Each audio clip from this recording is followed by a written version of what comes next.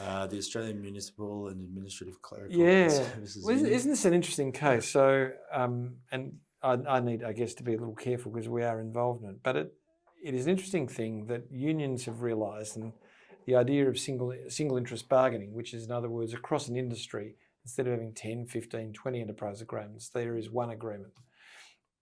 For a group of employers who have similar, yeah. So it's like local government, it could be schools, could be whatever.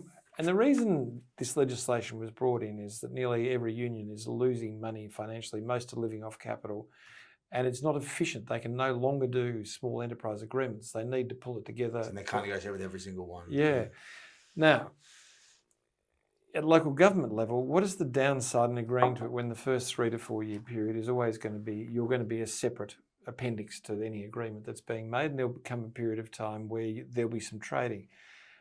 The argument that was run, which is a curious and to be candid with you, really foolish argument that's been kicked out of the courts as well, is, well, look, we had an enterprise agreement, says the employers, and it said the union and you will enter into a single interest bargain, or you will agree to an agreement, and that precludes what we're doing, which is single interest bargaining. And not surprising, the Commissioner, looking perplexed, said, but there's no privity. The union is not a party to the agreement. Why do you say that's something that's enforceable?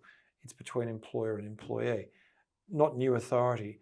And I guess the argument that sits behind this, my view is, when you're faced in a situation where ultimately you know the union is going to continue to press, the most important thing is look after employees, say, okay, this dispute's going on out there, pay your employees a bit and say, look, we'll offset that later when enterprise agreement is done.